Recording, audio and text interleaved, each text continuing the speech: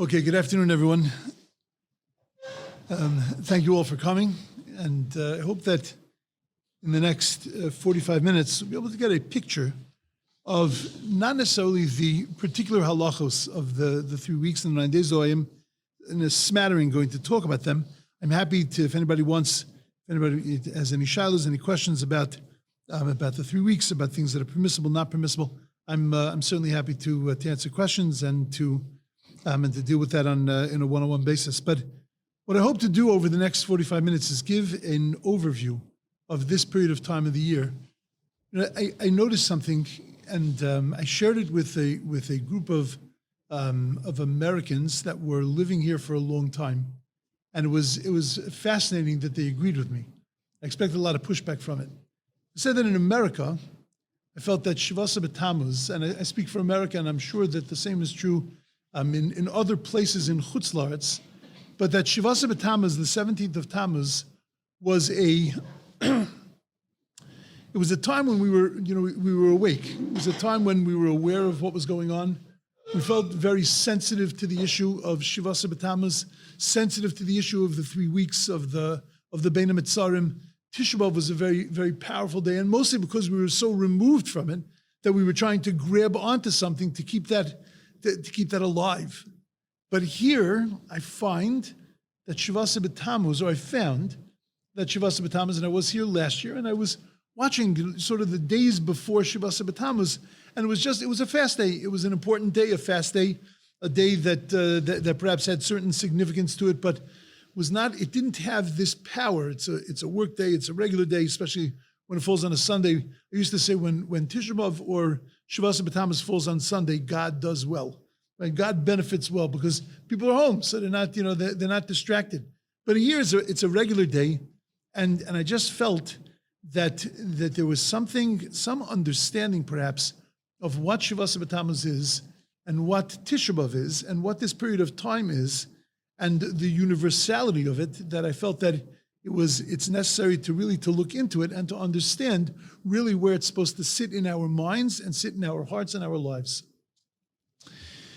If we take a look at the laws of the 3 weeks, the laws of SHABBOS Tablle, the laws of Tisha Bav, in the Mishnah and the Talmud, they are very, very different than the way we observe them now. There actually is nothing other than the idea that the 17th of Tammuz is in fact a fast day, but there is nothing really about the 3 week period. In other words, the period between SHABBOS Tablle and the 9th of Av. There is no halachos about not cutting your hair, about not having weddings, of not listening to music. That doesn't appear in the Mishnah and the Talmud. From Rosh Chodesh, that's when things start to kick up, when the Mishnah says that on Rosh Chodesh Av, Mishenichnas Av, when Av comes in, Mematin besimcha, so then we lower our levels of simcha. We reduce the simcha, the joy that we have. And it's characterized by not planting, and it's characterized by not building, not having weddings. And then we move into Shavua Shachalba, which this year we don't have, but the week that Tisha Bav falls in, Tisha Bav falls on a Sunday, so there's no week preceding Tisha Bav, but when there's a week preceding Tisha Bav, so then that's when it gets a little more serious. There is a prohibition of cutting one's hair, of doing laundry. And then as we enter into Erev Tisha Bav on the Sudam Afsekes, that's where we have even more laws, where we don't eat meat and drink wine. We know that we do that for the full 9 days. But in the Mishnah and the Talmud, it's only at the Sudam Afsekes. That's when we refrain from eating meat and drinking wine. And then on Tisha Bav, of course, there are the laws of Tisha Bav. But the construct of what this period of time is completely different from the time it was of the Mishnah and Talmud to the time that it is today, and to the way they keep the halachos. And in truth, there are many, many chumros, many, many strictnesses that get added to this period of time. So the Bach, one of the commentaries on the Tur, which was the precursor for the Shulchan Aruch, the Bach points out this anomaly, that the way we observe it today is in a much stricter way than the way we observe it than we observed it in the time of the Mishnah and the Talmud. One could say that the reason that we do that is because at the end of the day, we do everything more religious than they did in the past. We're shifting to the right? And you could claim that we're the frummest generation so far. Wait, you ain't seen nothing yet, right? Imagine what's going to come in another 2 generations. We just seem to be shifting. We're going to understand why we're shifting in a few minutes. But that's not the way the Bach addresses it. The Bach says that when you look at this, you realize that there is this shift. The Bach was very concerned that we would forget what the essence of the law is and what the chumrah, what the strictness, the add-on is. And therefore the Bach delineated, he spent much time delineating which is part of the essential law and which is part of the law that is the chumrah. He wasn't advocating not to keep it, but he wanted us to understand. Because if you want to be makel in something, if you want to be lenient in something, if there's some situation that crops up, better you should be lenient in the add-ons than to be lenient in the thing that the Mishnah and Talmud called the Ikar Adin, the main aspect of the law. So why, in fact, do we have so many chumras, so many strictnesses? So the Vilna Gaon in the Even Shalema, which is a sefer the Vilna Gaon wrote, which is a sort of about his worldview. So in there, the Vilna Gaon said that lefisha doros mitmatin v'holchin, because the generations are diminishing, va'erev rav megadlin, and the erev rav, the mixed multitude, is megadlin. It's growing, and we'll explain what the mixed multitude is in a moment. But says the Gra that the erev rav is megadlin, the erev rav is growing and increasing. Lefikach, therefore, ligdar hapirtza shepartzua erev rav. So therefore, in order to be able to shore up the breach that was made by the erev rav, the mixed multitude, so for that reason we need to shift to the right. For that reason we need to add chumrah onto chumrah, strictness onto strictness. Who's the erev rav? So we know that the erev rav joined with us in Egypt. It was the mixed multitude of people that they saw the Jews going out and they saw them riding a star and they said, hitch your wagon to a star, and they said, we're coming with you. They came along, but they never really became part of Klal Yisrael. Not only didn't they become part of Klal Yisrael, the Tikkunei Zayar says that in fact they were, their job really in this world is in order to be able to push us out of God's graces. In other words, their whole position is to knock us off our perch, and they will get us to sin in order that HaKadosh Baruch Hu will bring punishment on us. The Tikkunei Zayar says that when you see somebody who acts in such a vicious way, we know that Jews, the characterization of Jews is Rachmanim Baishanim Gomle Chasadim. We are merciful, we are kind, and we are and we're modest people. And then when you see somebody act in such a way that is so out of character, you can identify that person as Erev Rav. Now, we no longer do that. You can't look at a person and say, you know what, you're just Erev Rav. Right? We can't literally identify it. There were sages in our history that had the ability to be able to identify Erev Rav. They had the ability to be able to identify what's called Zera Amalek, which means the seed of Amalek. They say that Reb Chaim Volozhin once met the Tsar, and he saw his child, and his child was so incredibly obnoxious and disgusting to this delegation of rabbis that came to meet him, that Reb Chaim Volozhin looked at him and said, that is Mizera Amalek. And it turns out that he was the worst Tsar for the Jewish people. There are those sages that have that ability to be able to identify that. The Erev Rav says the Even Shlema, that the Erev Rav has become so much part of Klal Yisrael that they even have made their way into the leadership of Klal Yisrael. Most people that don't understand will even follow them. The B'nai Torah that can recognize, that can sense and feel what the Erev Rav, though they can't positively identify, but they can recognize that this is coming from the side, this is not coming from the center, this is not coming from the truth. So then they have the ability to be able to push themselves away, to move themselves to the side and not to follow it. But the Erev Rav has brought us, as the Erev Rav has poised itself in a way in Klal Yisrael that its entire purpose is there to push us off our perch. And if that's the case, we now understand why we need to shift to the right. Because the Erev Rav is constantly knocking down the walls that protect us. It's constantly trying to veer us off the path. And therefore, in order to be able to shore up those breaches, we need to shift. We need to build stronger walls. We need to build bigger chumras. We need to build bigger strictnesses in order to ensure that we never get pushed off. There's only one problem with that. I can understand if you tell me that they are poised against me when it comes to kashrus, I have to build my walls higher. I can understand that when they're poised against me to try to get me to break Shabbos, kashrus, the main things that are essential to us, I can understand why I need to build my walls higher. But because they're poised against me to get me to stop mourning over Jerusalem, I have to build higher walls. What do they care if I mourn over Jerusalem? They walk in, they see me sitting on the floor and crying over Jerusalem. Shkayach, do it another week, do it a week. Yeah, not just a day, do it for a week. What do they care? They see me in pain, they see me troubled over the loss of Jerusalem. Why should that matter to them? Why do they need to tear down that wall that I then need to go and to build that wall even stronger? I now need to start my mourning at the beginning of the 3 weeks. I now need to start my Avelus already, like I'm in Shloshim, already from today.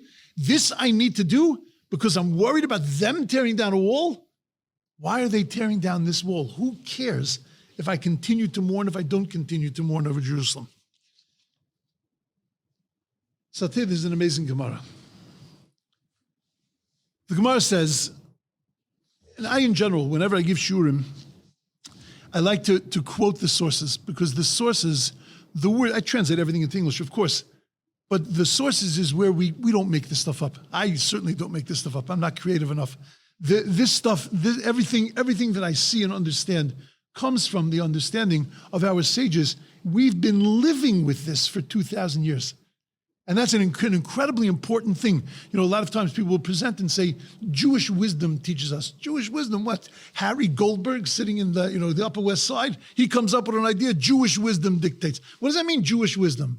Jewish wisdom that we've gotten for 2,000 years. We've been living with this through Gullus. This is our guidance through exile. So the Gemara says like this. The sages say, anybody that does work on Tisha Bav, certain time in Tisha Bav, it's prohibited to do work, and also it's referring to eating and drinking. And doesn't mourn over Jerusalem. We're talking, of course, by choice. So then, eino roe b'simchasa, a person who can't mourn with Jerusalem is never going to be able to see the joy of the rebuilding of the temple. Is not going to be able to participate in the joy of the rebuilding of the temple. Shenemar, as it says, Simchu es Yerushalayim, a most beautiful verse. They've made it into songs. I think it won Eurovision one year, many years ago. Simchu es Yerushalayim v'giluba, right? Rejoice with Jerusalem, v'giluba, and rejoice, be happy with it.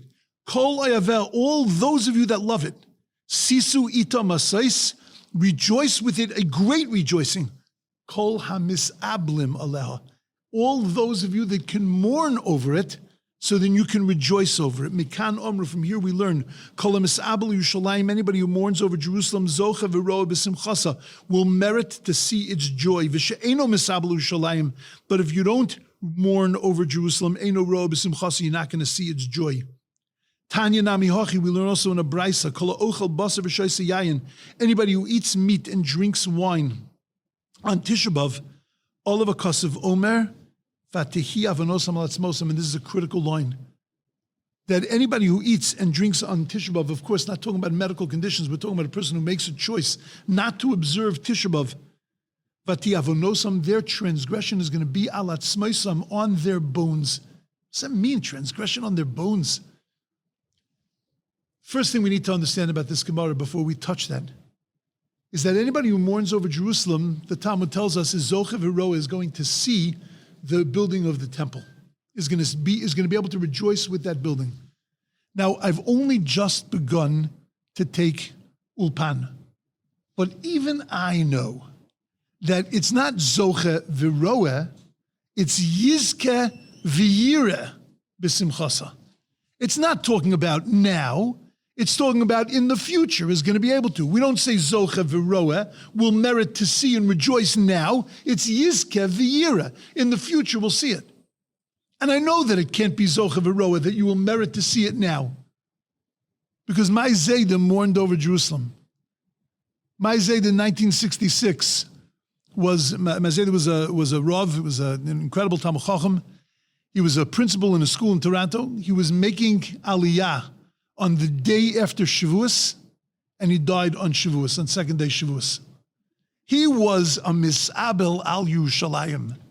He wasn't Zeicha v'roya b'simchasa. He wasn't able to see the rejoice in the building of the temple. The previous generation, they were misablim on Yerushalayim. Throughout our history, 2,000 years, we've been misabel al Yerushalayim. We've been mourning over Jerusalem. Nobody has been Zocha v'roya b'simchasa. So what does that mean? Zocha v'roa, you mourn over Jerusalem, you should know what you're going to get. You're going to be able to be, you're going to rejoice over the rebuilding. You know the famous story with Rabbi Akiva. Rabbi Akiva comes and is standing with his colleagues looking over the temple, the destroyed temple, standing in it'll come back to me. So they're standing over and they're looking over the destroyed place of Jerusalem. And as they're looking, they see foxes running in and out of the temple in Harat Sofim. If you ever had the opportunity to stand at Harat Sofim and to be able to look over and to see the Makam HaMikdash, the place of the temple, it is an incredibly painful experience because you can see right there, that's our place, and you see who's walking in and out and who's up there and we can't be there. It's tremendously painful. Many years ago, I would say more than 25 years ago, they used to allow Jews up in the Muslim quarter, there was a school right next to the wall when you're facing the Kosel, the wall on the left-hand side, there was a school there. And you can go, it was further than the Kosel, but it was still outside of the Makam HaMikdash. You could stand there and you can look over the place of the temple. It was really the closest view that you could get. I remember once tearing Kriya, ripping my clothes there. You know, we know the halach is if you haven't seen the Kosel for 30 days, then when we go to see the Kotel, then we're supposed to tear our clothing.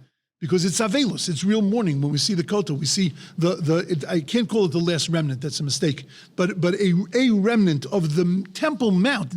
It was really a buttressing wall that held up the temple. It wasn't a wall of the temple itself. Nevertheless, when I stand in front of that kotel, I feel that sense of destruction. And this is any day of the year, other than Shabbos, other than Erev Shabbos, Rosh Chodesh, but special days. But any day where there could be public mourning, so we would tear our clothes. Imagine standing over the Makam HaMikdash, the place where the temple stood, and you can see almost the outline. Granted, it's been plowed under and it's been built up, but you can feel the holiness of that place. And tearing Kriya there, an incredibly profound experience. Rabbi Akiva is standing and looking over. Rabbi Akiva saw the Beis HaMikdash, he saw the temple. And Rabbi Akiva is looking over that place, and there he sees foxes running in and out. His colleagues begin to weep. Rabbi Akiva laughs. So the colleagues turn to Rabbi Akiva and say, "What are you laughing about?" So Rabbi Akiva says, "What are you crying about?" He says, "What are we crying about? A place where it says Zara Karev Yumas, that a stranger, that a non-Kayan that goes into that place is going to die. And now I see Shualim Holchambo, I see foxes walking in and out there. I'm not gonna cry." So Rabbi Akiva says, that's the reason why I'm laughing. He says, because I look at a place like that, and there are two prophecies. There's a prophecy that says, Tzion Sodeh Techrash, Zion will be plowed under like a field. But there's another prophecy.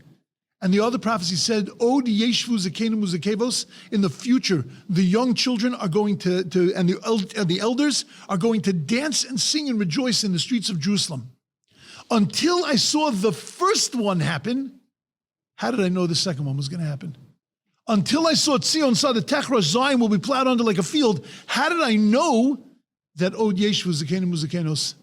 Now that I see Zion plowed under like a field, now I know the second one is coming.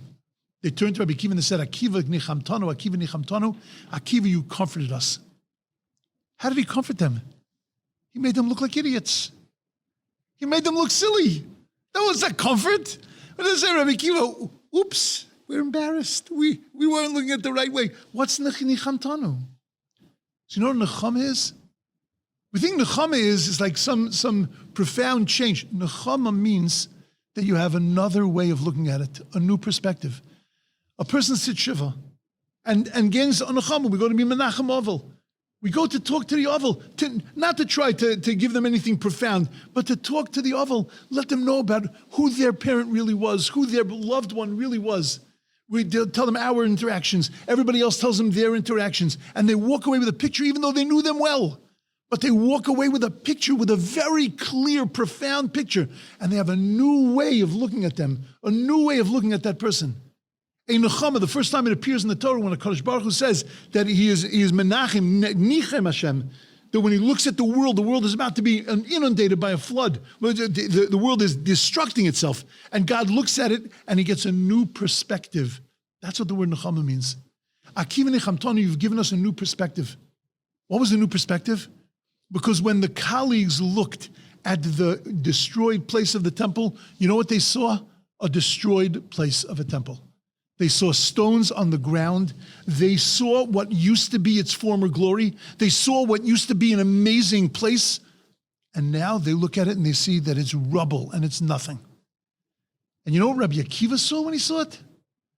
Rabbi Akiva looked at it and he said, that's the rebuilding of the Beis HaMikdash. Because now that it's destroyed, I'm not seeing it destroyed. I'm seeing the first step in the rebuilding of the Beis HaMikdash. Those broken stones, those aren't broken past. Those are the foundations of what's the future. And they turned to Rabbi Akiva and they said, Akiva Nechamtanu, you've given us a new perspective. Because we were looking at it with physical eyes. And you taught us how to look at it with spiritual eyes. And to be able to look at that thing and to see not something destroyed, but something that has begun its rebuilding. You know, Robinson's Arch. But when you go to the Kotel and you go to the right, there's at the corner, the southwest corner, there are stones that are jutting out of the wall. Those stones that are jutting out of the wall were part of an incredibly elaborate staircase that led up into the Makom HaMikdash. It was called, now, in the time of the Mikdash, it wasn't called Robinson's Arch. Yeah, but it is called now, it's called Robinson's Arch.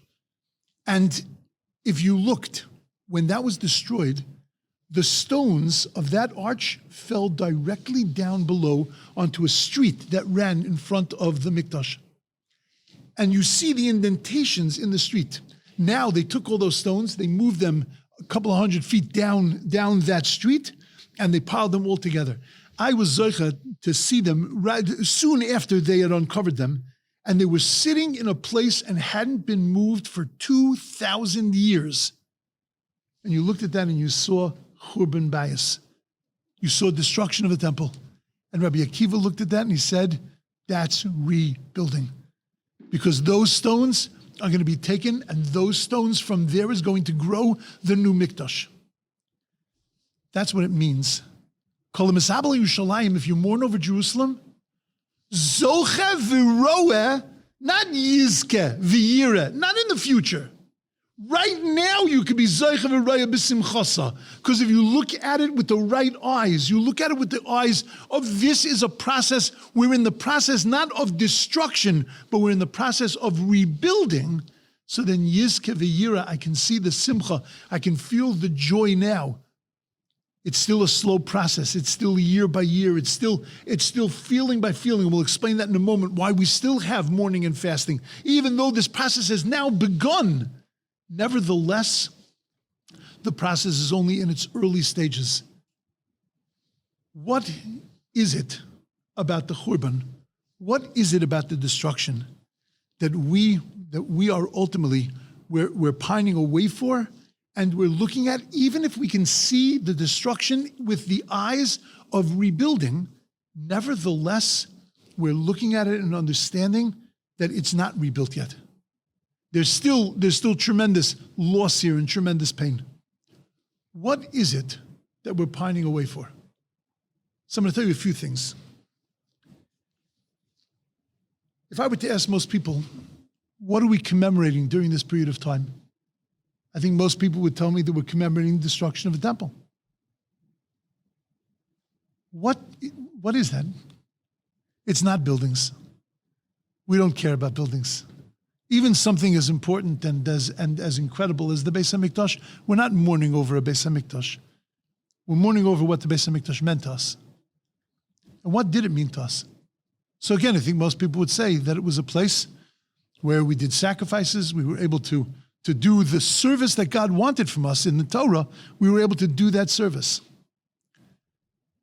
I think what needs to be understood is what happened inside that Beis HaMikdash. There were two things that happened that we have yet to be able to replace.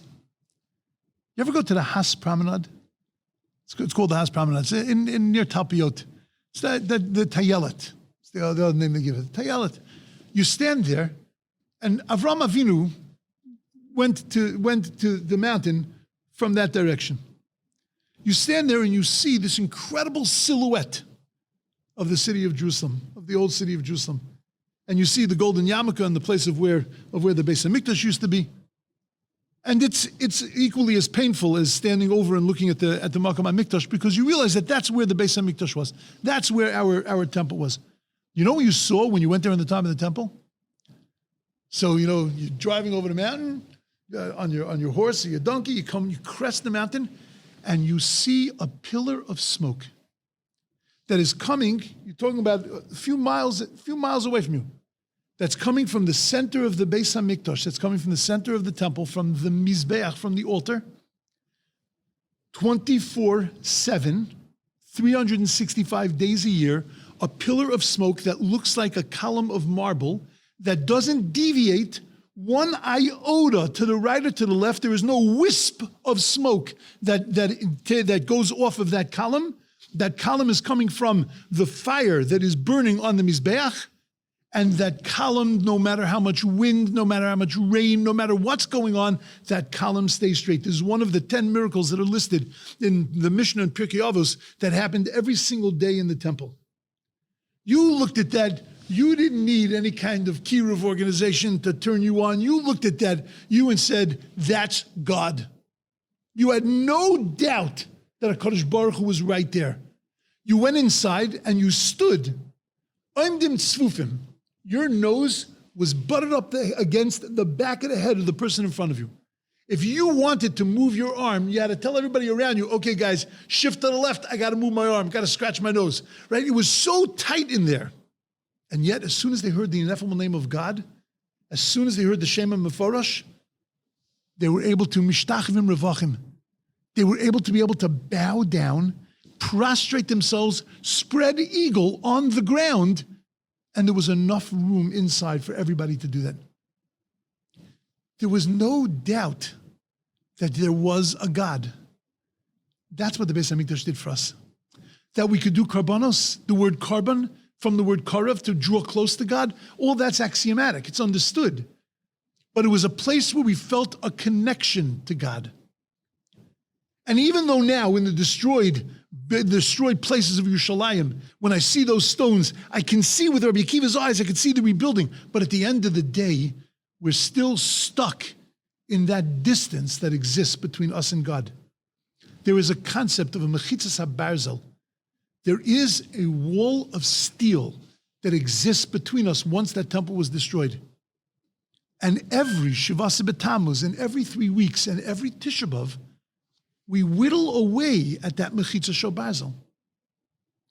What these 3 weeks are meant to be, in that respect, are a time of igniting a fire inside of us, of recognizing, of feeling that sense of distance. I'm missing HaKadosh Baruch Hu.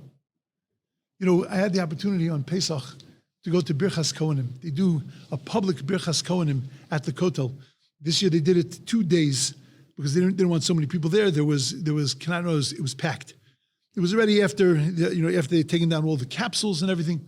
Last year there were literally 10 people at the Kotel for that. But this year, Baruch Hashem, they opened up. But it's such an incredible feeling that you stand there and you say, if this is what it feels like, and we're standing by a vant, we're standing by a wall, can you imagine what it's going to feel like when we're standing inside of the Mikdash?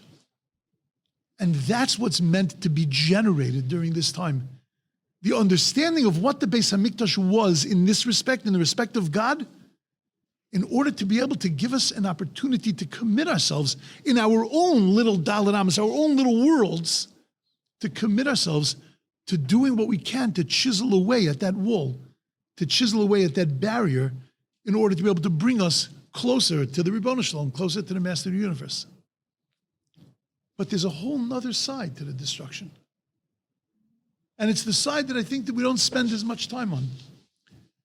We say the second temple was destroyed because of sinas chinam, because of unjustified hatred. First of all, that's like an oxymoron. Unjustified hatred. You know anybody in the world that says, I hate that person, but I have no reason for it? Just woke up this morning, I had to pick somebody, so I picked you. Mazel tov, right? Well, there's no unjustified hatred.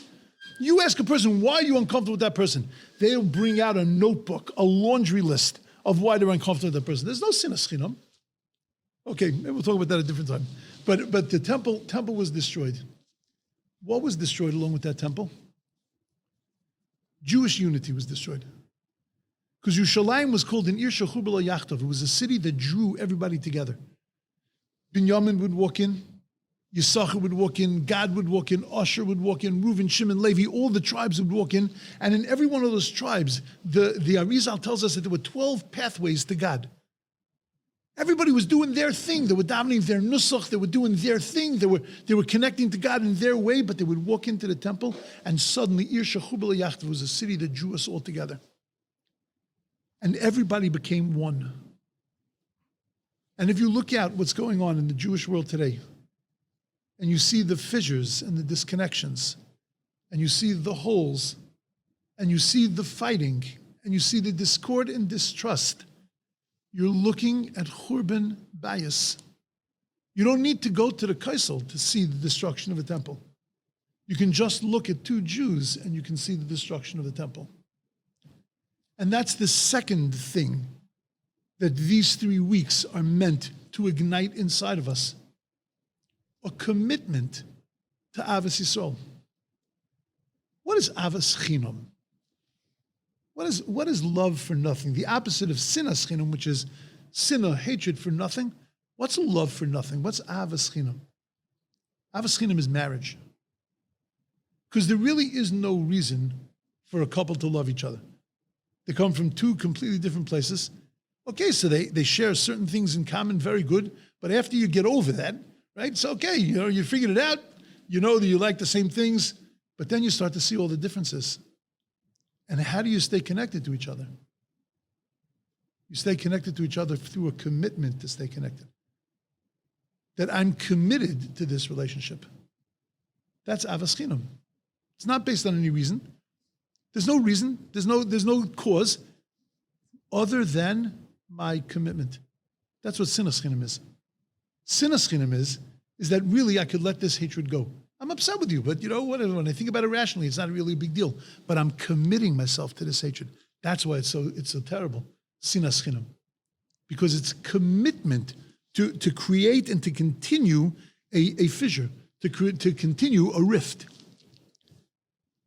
That's one of the things during these 3 weeks and during the 9 days that we're meant to be focusing on relationships, on our commitment to other people, our commitment to relationships, in order to be able to bring a sense of shleimus, a sense of wholeness back to the Jewish people.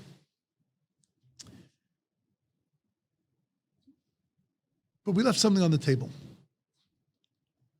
What does it mean that the sin will stick to their bones? Somebody who's not misabel in Yerushalayim, somebody who can't mourn, somebody who can't see the pain and see what we're missing in order to be able to commit to rebuilding, so the sin stays on their bones. So the Ritva, one of the commentaries in the Talmud, says something beautiful. He says, anybody who eats and he drinks wine on Tisha Bav, so on him, the pasuk says, "V'tiavon nosam al atzmoisam," like we just read, that their sin sticks to their bones. Pirush she'ein la'atzmoisav techia b'tchias hamesim ha'osid liyos bebinya beis hamikdash. That his bones will not be resurrected in the special resurrection for those that cried over the temple. For them, there's a special resurrection in the time of the rebuilding of the Beis HaMikdash, and they won't be attached to them. That's what it means that the sin of Anosam is al atzmoisam. It's stuck on their bones. It's stuck on their bones because it drags their bones down, and it makes it impossible for the tchiyah, for that redemption to happen for them, because they've disconnected themselves in their lifetime, and therefore they've disconnected themselves really for eternity. There's a pasuk.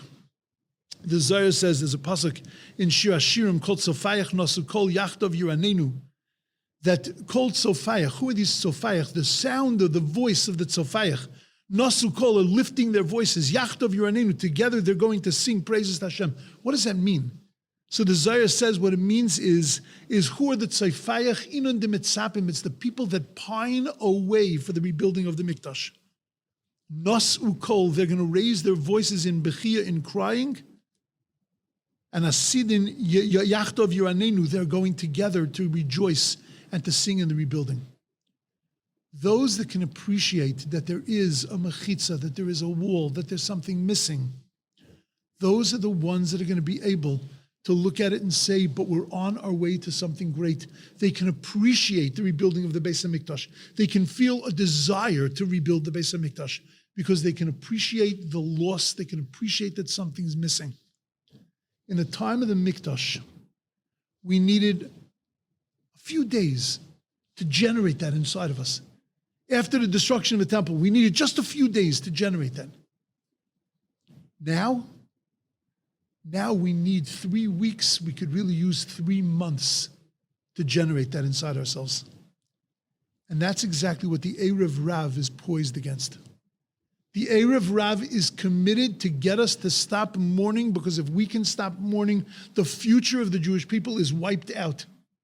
If we can't feel that something is missing and that there is a better day, there is a better way, there is a closer relationship with God, and there is a way to fix my relationship with every other person in the world, if we don't feel that, so then there is no chance of that being fixed. And if there's no chance of that being fixed, so then there is a certain loss and a certain darkness to that future that we all pine away for. These 3 weeks are really 3 weeks that are meant not just to merely keep halachos. Halachos are obvious. But the purpose of the halachos is not the halacha. The purpose of the halacha is to get me to think and to feel. When I want to flip on the music and I say, I can't, it's the 3 weeks. Shkayach, the first thing, you're a frum person. Great, awesome. But now stop and think. Why aren't I doing this? Because I'm not feeling so happy right now. Maybe I'm not feeling so happy. So sit, think a little bit. Take out a book on Yerushalayim and look at the history of Yerushalayim. You know, we're learning now in Daf Yomi a tractate called Yuma, which is all about Yom Kippur. And it's all about the service. Most of it is not about the laws of Yom Kippur, most about the service that was done in the temple. There is a book that was put out this year, incredible book with incredible pictures. There were drawings, of course, but pictures of what went on in the temple. And you see them prostrating themselves, and you see the Kohen Gadol doing the avodah, doing the service. You can see it. It's the closest you're going to get to actually witnessing it. You want to feel a little bit about Yerushalayim? Get yourself a book like that. Go take a little tour in Yerushalayim of some of the places. Go to the burnt house. In the burnt house, in the old city of Yerushalayim, you see there's a movie. You know, usually for me those are naps. But be that as it may, at the end of the movie they show you there is a box of ashes that were from the time of the Churban Bayis, of the destruction of the temple. If we need to do things, we need to do things in order to be able to shake that up inside of ourselves and to be able to feel that sense of loss. Because when we feel that sense of loss, when Rabbi Akiva looked at those stones, for a second, he recognized the loss. But in the loss, he was able to switch that and to say, now let's march towards rebuilding. Let's commit ourselves to rebuilding. That's what this purpose of that, these days are. To feel the loss and to allow ourselves, to give ourselves the strength to commit ourselves to the rebuilding. We should be zoicha to be misablim al Yerushalayim. We should be zoicha to have the strength to be able to mourn over Jerusalem, and therefore to be able to have the strength of v'zocha v'roeh right now, b'simchasa, in its rebuilding, b'mheira v'yomeinu, amen.